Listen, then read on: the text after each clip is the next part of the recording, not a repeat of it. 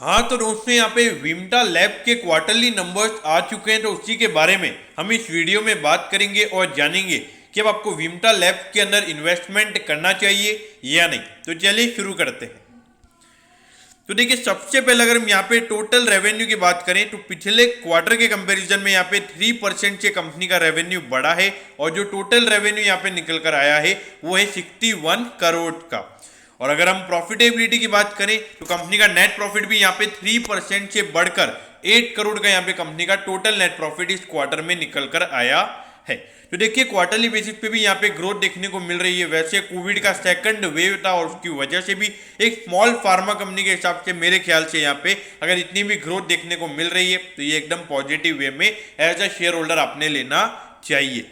अब इसके बाद अगर हम ईयर ऑन ईयर बेसिस यानी कि पिछले साल के अप्रैल से जून वाले क्वार्टर से अगर हम कंपेयर करें तो उसके कंपैरिजन में यहाँ पे 90% रेवेन्यू बढ़ा है। यानी कि पिछले साल अगर कंपनी को 100 रुपए का रेवेन्यू मिल रहा था तो 100 रुपए के ऊपर यहाँ पे 90 रुपीज का रेवेन्यू कंपनी का बढ़ा है। और अगर प्रॉफिटेबिलिटी की बात करें तो अभी कंपनी को 8 करोड़ का प्रॉफिट हुआ है, जबकि पिछले साल इसी सेम क्वार्टर में कंपनी को 1 करोड़ का लॉस हुआ था। देखिए ईयर ऑन ईयर बेसिस पे यहाँ पे नंबर्स काफी बढ़िया हैं और मार्केट मेरे ख्याल से इसी को देखकर पसंद हुआ है, मतलब मार्केट ने इसी को पसंद किया है। अब ये देखिए छोटी सी कंपनी है, 740 करोड़ का इस कंपनी का मार्केट कैप है। अगर आप देखोगे इंडस्ट्री के कंपैरिजन में आपको बहुत ही सस्ते वैल्यूएशन पे मिल रही है।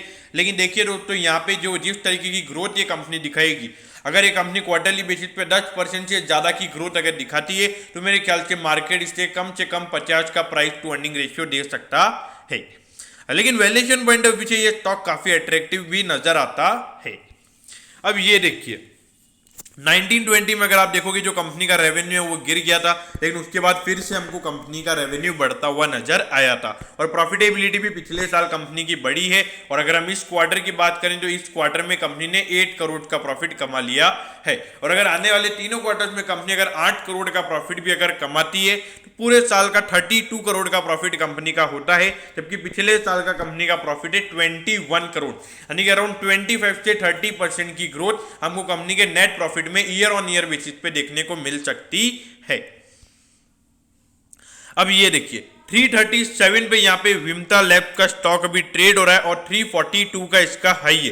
तो ये स्टॉक अपने ऑलमोस्ट अपने ऑल टाइम हाई पे आपको ट्रेड होता हुआ नजर आ रहा है। और अगर आप देखोगे आज ये अराउंड 3.5% ये स्टॉक ऊपर है, मतलब जो मार्केट को ईयर ऑन ईयर बेसिस के रिजल्ट हैं वो यहाँ पे पसंद आए हैं। तो देखिए जो लोग भी यहाँ पे लॉन्ग टर्म के लिए इन्वेस्टेड है इन्वेस्टेड रहिए, लेकिन हाँ अगर आप लॉन्ग टर्म के लिए इन्वेस्टेड है तो क्वार्टरली रिजल्ट देखते रहिए और कंपनी के कोई भी नए रिलीज आ रहे हैं, मतलब कंपनी अगर कुछ नई इंफॉर्मेशन ला रही है, कुछ नया काम कर रही है तो उसको ट्रैक करके रखिए, क्योंकि ये स्मॉल कैप कंपनीज है, इनका जो पूरा डेटा होता है वो अवेलेबल नहीं होता है। तो इसीलिए आपको इन कंपनीज को रोज यहाँ पे देखना पड़ता है कि कंपनी कैसे कामकाज कर रही है, तो उसके हिसाब से आपको वहां पे डिसीजन लेने पड़ते हैं।